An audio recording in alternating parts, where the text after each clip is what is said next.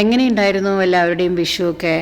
അപ്പോൾ ഇതാണ് ഞങ്ങളുടെ വിഷുക്കണിയായിരുന്നത് കേട്ടോ. അപ്പോൾ ഇന്നലെ എല്ലാവരും നല്ല സദ്യയൊക്കെ ഉണ്ടാക്കി. അപ്പോൾ ഇന്ന് റെസ്റ്റിലായിരിക്കും. ഇന്നലത്തെ കറികളും കാര്യങ്ങളൊക്കെ ബാക്കിയുണ്ടാവും. ഇപ്പോഴും അങ്ങനെയാണ്, നമ്മൾ സദ്യ ഒരുക്കി കഴിഞ്ഞാൽ നെക്സ്റ്റ് ഡേ റെസ്റ്റാണ്. അപ്പോൾ ഞാൻ ഇന്നലെ വിഷു സദ്യ ഒരുക്കിയതിൻ്റെ ഒരു വീഡിയോ എടുത്തതാണ് കേട്ടോ. നാട്ടിൽ എൻ്റെ അമ്മയൊക്കെ വിഷു സദ്യ ഒരുക്കുന്ന സമയത്ത് സാമ്പാറൊന്നും ഉണ്ടാക്കാറില്ല കേട്ടോ. സാമ്പാർ, കാളൻ, പുളിയിഞ്ചി അതൊക്കെ ഓണത്തിന് ഉണ്ടാക്കുക.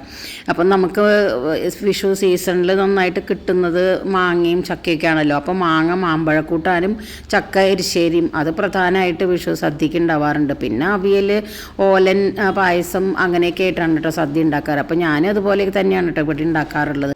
എരിശ്ശേരിക്കുള്ള ചക്ക അത് വെട്ടി അതൊന്ന് ചുള പറിച്ച് നന്നാക്കി എടുക്കാൻ കുറച്ച് സമയം വേണ്ടി വന്നു കേട്ടോ. ഞാൻ കുറച്ച് നാളായി പച്ച ചക്ക നന്നാക്കിയിട്ട്, അപ്പോൾ കുറച്ച് സമയം എടുത്തു. അപ്പോൾ അത് കാരണം കൊണ്ട് ഞാനത് നേരത്തെ തന്നെ ചെയ്തു വെച്ചു. പിന്നെ അവിയലിലേക്കുള്ളത് മോലൻ്റെ പിന്നെ മാങ്ങാ കൂട്ടാനുള്ള കഷ്ണങ്ങളൊക്കെ ഞങ്ങൾ രണ്ടുപേരും കൂടി നുറുക്കി, ഞാൻ അമൃതയും കൂടി നുറുക്കി. അമൃത നാളികേരം കൂടി ചിരകി തന്നപ്പോൾ എനിക്ക് നല്ല എളുപ്പമായിട്ടോ പിന്നെ പണി. ആദ്യം തന്നെ ചക്ക എരിശ്ശേരിക്കുള്ള ചക്ക മഞ്ഞപ്പൊടിയും കുരുമുളക് പൊടിയും ഉപ്പിട്ടിട്ട് അത് വേവിക്കാൻ വെച്ചു. പിന്നെ ഓലനിലേക്കുള്ള കഷ്ണങ്ങൾ കുക്കറിലിട്ടിട്ട് അത് വേവിക്കാൻ വെച്ചു. പിന്നെ അവിയലിലുള്ള കഷ്ണങ്ങൾ കുറച്ച് നല്ല വെളിച്ചെണ്ണ ഒഴിച്ചിട്ട് അതിലെല്ലാ കഷ്ണങ്ങളിട്ട് മഞ്ഞപ്പൊടിയും മുളക് പൊടിയും ഉപ്പും എല്ലാം ഇട്ടിട്ട് അതെല്ലാം കുറച്ച് കരിവേപ്പിലേക്ക് ഇട്ടിട്ട് അതെല്ലാം കൂടി ഇളക്കി യോജിപ്പിച്ച് അതൊന്ന് അടച്ച് വെച്ച് സിമ്മിലാക്കി വെച്ചു. ആദ്യം തന്നെ എല്ലാം ഇങ്ങനെ റെഡിയാക്കി വെച്ച് കഴിഞ്ഞാൽ പിന്നെ എളുപ്പമാണ് കേട്ടോ നമുക്ക് പണിയെടുക്കാൻ. നമുക്ക് വേഗം ചെയ്യാൻ പറ്റും. കഷ്ണങ്ങളൊക്കെ വെന്ത് വരുമ്പോഴേക്കും അതിലേക്ക് അരച്ച് ചേർക്കാനുള്ള നാളികേരമൊക്കെ ഒന്ന് റെഡിയാക്കി വെച്ചു. പിന്നെ ഓലനിലേക്കുള്ള നാളികേര പാല് റെഡിയാക്കി വെച്ചു. പിന്നെ എരിശ്ശേരിക്ക് കുറച്ച് നാളികേരമാണ് കേട്ടോ അരയ്ക്കുന്നുള്ളൂ. പിന്നെ അധികം നാളികേരം വറുത്തിടുകയാണ് കേട്ടോ ചെയ്തത്. നാളികേരം 4 ചുവന്ന മുളകും കുറച്ച് ജീരകം കൂടി അരച്ച് അതൊന്ന് ചക്കയിൽ ഒഴിച്ചിട്ട് അതെല്ലാം ഒന്ന് മിക്സ് ചെയ്ത് വെച്ച്.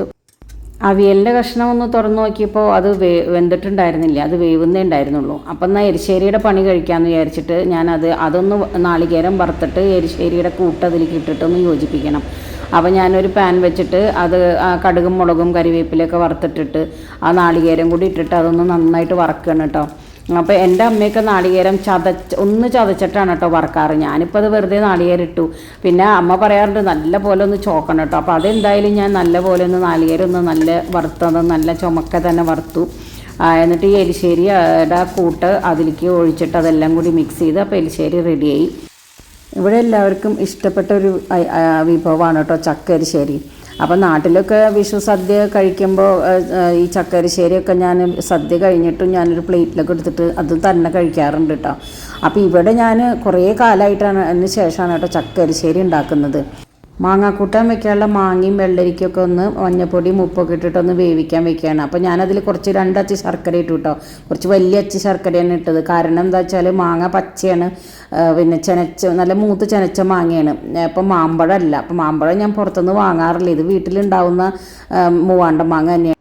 അവിയലിലേക്ക് നാളികേരവും മുളകും ജീരകമൊക്കെ ഒന്ന് ചതച്ചെടുത്തിട്ട് കുറച്ച് തൈരും കൂടി ഒന്ന് മിക്സ് ചെയ്ത് കഴിഞ്ഞിട്ട് ഈ ചതച്ചുള്ള നാളികേരം കൂടി ചേർത്തിട്ട് എല്ലാം കൂടി ഒന്ന് യോജിപ്പിച്ചു. അമൃത പറഞ്ഞു നാളികേരം ജീരകവും മുളക് അരച്ച് കഴിഞ്ഞാൽ എല്ലാ കൂട്ടാനും ഉണ്ടാക്കാമല്ലേന്ന്. ഞാൻ പറഞ്ഞു പച്ചടിക്ക് നമ്മൾ കടുകാണ് കേട്ടോ അരയ്ക്കേണ്ടത്. അപ്പോൾ പറഞ്ഞു പച്ചടി ഉണ്ടാക്കണ്ടേ, പൈനാപ്പിൾ ഇല്ലല്ലോ. അപ്പോൾ ഞാൻ പറഞ്ഞു ശരി പൈനാപ്പിൾ ഇല്ലെങ്കിൽ വേണ്ട, പഴം കൊണ്ട് ഉണ്ടാക്കാം. പിന്നെ ഓലനൊന്ന് റെഡിയാക്കട്ടെ എന്ന് പറഞ്ഞിട്ട് ഓലനിലേക്ക് നാളികേരപ്പാൽ ഒഴിച്ചിട്ട് അതൊന്ന് തിളപ്പിച്ച് വറ്റിക്കാൻ വെച്ചിട്ട് പഴവും 2 നുറുക്കി മഞ്ഞപ്പൊടി ഉപ്പൊക്കെ ഇട്ടിട്ട് അതൊന്ന് വേവിക്കാൻ വെച്ചു. ഓലൻ വെള്ളമൊക്കെ വറ്റി പാകത്തിന് നല്ല കുറുകി വന്നിട്ടുണ്ടായിരുന്നു. അപ്പോൾ അതിലേക്ക് ഞാൻ കുറച്ച് വെളിച്ചെണ്ണ ഒഴിച്ച് മാറ്റി വെച്ചു. അപ്പോൾ പച്ചടിയിലേക്ക് നാളികേരവും കടുകും മുളകും കുറച്ച് തൈരും കൂട്ടി അരച്ചിട്ട് പച്ചടിയും റെഡിയാക്കി എടുത്തു. മാങ്ങാ കൂട്ടാനും നാളികേരമൊക്കെ അരച്ചത് ചേർത്തിട്ട് അതൊന്ന് ഇളക്കി വെച്ചു. ഇനി അത് തിളച്ച് കഴിഞ്ഞാൽ ഒന്ന് വറുത്തിട്ടാൽ മതിയല്ലോ. അപ്പോൾ ചോറ് ഏകദേശം വാർക്കാറായിട്ടുണ്ടായിരുന്നു. അപ്പോൾ ചോറ് വാർത്ത് വെച്ചിട്ട് മാങ്ങാക്കൂട്ടാൻ തിളച്ച് വരുന്നുണ്ട്. അപ്പോൾ അതിലേക്ക് കുറച്ച് കരിവേപ്പിലയും ചേർത്തിട്ട് സ്റ്റൗ ഓഫ് ചെയ്തിട്ട് ഇനി മാങ്ങാക്കൂട്ടാനിലേക്കും പച്ചടിയിലേക്കും ഞാൻ ഒരുമിച്ച് വറുത്തിടുകയാണ് കേട്ടോ ചെയ്തത്. അപ്പോൾ ഞാൻ കുറച്ച് അതിൽ ഉലുവയുടെ പൊടിയും കൂടി ചേർത്തിട്ടാണ് കേട്ടോ വറുത്തിട്ടത്. അപ്പം ഞാനിതൊക്കെ ചെയ്യുന്ന സമയത്ത് നേഹിയും അമൃതയും കൂടിയിട്ട് സദ്യ കഴിക്കാനുള്ള ഇലയൊക്കെ കഴുകി തുടച്ച് വൃത്തിയാക്കുന്നുണ്ടായിരുന്നു. അതുപോലെ കുറച്ച് പാത്രങ്ങളൊക്കെ ഉണ്ടായിരുന്നു, അതൊക്കെ കഴുകി അവരവിടെയൊക്കെ ക്ലീൻ ചെയ്യുന്നുണ്ടായിരുന്നു കേട്ടോ രണ്ടുപേരും കൂടിയിട്ട്. അപ്പം ഞാൻ കുറച്ച് ഇഞ്ചിത്തൈര് ഉണ്ടാക്കി. സദ്യക്ക് ഏറ്റവും പ്രധാനപ്പെട്ടതാണല്ലോ ഇഞ്ചിത്തൈര്. അപ്പോൾ ഇഞ്ചിത്തൈര് കുറച്ച് ഉണ്ടാക്കി വെച്ച് പിന്നെ പായസമാണ് ഉണ്ടാക്കിയത്. സേമിയ പായസമായത് കാരണം കൊണ്ട് പെട്ടെന്ന് പണി കഴിഞ്ഞു കേട്ടോ. സേമിയ വറുത്ത സേമിയാണ് വാങ്ങിയിട്ടുണ്ടായിരുന്നത്. അപ്പോൾ പാല് തിളപ്പിച്ചിട്ട് അതിൽ സേമിയ ഇട്ടിട്ട് അതൊന്ന് പഞ്ചസാര ഇട്ടിട്ടൊന്ന് തിളപ്പിച്ച് ഒന്ന് കുറുക്കിയെടുത്തു. പിന്നെ അണ്ടിപ്പരിപ്പും മുന്തിരിയൊക്കെ ഒന്ന് നെയ്യിൽ വറുത്തിട്ടു. അപ്പോൾ സേമിയ പായസവും അങ്ങനെ പെട്ടെന്ന് റെഡിയാക്കി കേട്ടോ. പിന്നെ പപ്പടമൊക്കെ കാച്ചി വിളക്കൊക്കെ കൊളുത്തി അന്ന് ഉണ്ടാക്കിയിട്ടുള്ള എല്ലാ സദ്യയുടെ വിഭവങ്ങളും ഭഗവാന് വിളമ്പി. ഇപ്പോൾ ഗണപതിക്ക് വിളമ്പുക എന്നാണ് കേട്ടോ പറയുക. അപ്പോൾ നമ്മൾ സദ്യക്കെന്ന് മാത്രമല്ല ദിവസവും നമ്മൾ രാവിലെ എന്തെങ്കിലും ഭഗവാനെ നേദിക്കുക എന്നുള്ളതാണ് സങ്കല്പം. അപ്പോൾ ഞാൻ അങ്ങനെയൊക്കെ ചെയ്യാറുണ്ട് കേട്ടോ. വിഭവങ്ങളൊക്കെ ഇലയിൽ വിളമ്പിയത് നേഹയാണ് കേട്ടോ. ഇങ്ങനെയാണ് വീട്ടിൽ ഞങ്ങൾ വിഷുസദ്യ ഒരുക്കിയത്. അപ്പോൾ സദ്യ എങ്ങനെയുണ്ടെന്നൊന്ന് ചോദിച്ച് നോക്കട്ടെ കേട്ടോ. അപ്പോൾ വേറൊരു വീഡിയോ ആയിട്ട് വീണ്ടും കാണാം. എങ്ങനെയുണ്ട്? എല്ലാം ടേസ്റ്റ് ഉണ്ടോ? കറിയൊക്കെ എങ്ങനെയുണ്ട്? അവിയൽ, അതുപോലെ ചക്കരിശ്ശേരി, ഓലൻ. നേഹ